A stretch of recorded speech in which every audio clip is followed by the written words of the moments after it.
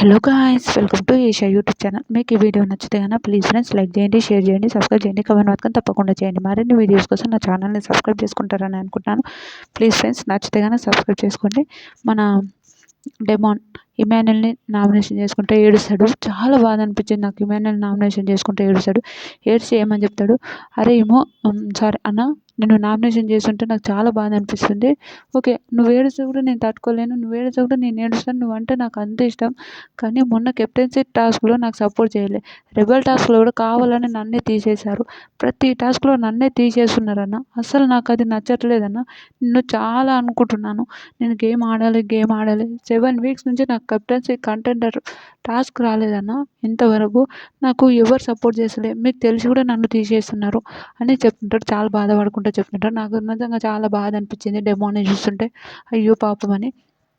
తర్వాత అరే తమ్ముడు, నువ్వు అట్లా అనుకుంటున్నావు, నీ గేమ్ నీ కోసం ఆడలేరా? ఆ రోజు నువ్వు ఆ కెప్టెన్సీ టాస్క్ ఒక రీతు లేకపోతే నువ్వు నాకు సపోర్ట్ చేస్తున్నట్టు నేను కూడా ఆడ నీకు సపోర్ట్ చేద్దామని అనుకుంటున్నాను. నేను లేకపోతే నీకే సపోర్ట్ చేద్దామని అనుకున్నారా? కళ్యాణ్ అడిగిండు, అడగలేడని చెప్తలే, కానీ నేను నీకు సపోర్ట్ చేద్దాం అనుకున్నా. కానీ నీకు సపోర్ట్ చేసే టైంకి నువ్వు ఆడలేవురా. నువ్వు ఆ నుంచి వచ్చేసావు, నవ్వుకుంటూ రావడం నచ్చలేదురా అని చెప్తాను.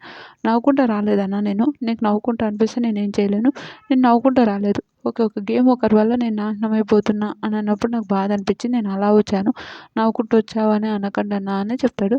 ఓకే, నవ్వుకుంటూ వచ్చిండు అని అంటే ఆ రోజు ఏదో కామెడీ వేలో నవ్వుకుంటూ వచ్చింది, కానీ డెమాన్ అయితే ఎలాంటి తప్పు లేదు. ఓకే, నేను అయినా కాబట్టి ఒక ఆవిడని చేయటము, ఎవరిని మన రైతుని చేద్దాము అనే ఒపీనియన్తోనే మాట్లాడిండు అని నా ఒపీనియన్. మీకేమనిపించిందో కూడా ప్లీజ్ కమెంట్ చేయండి.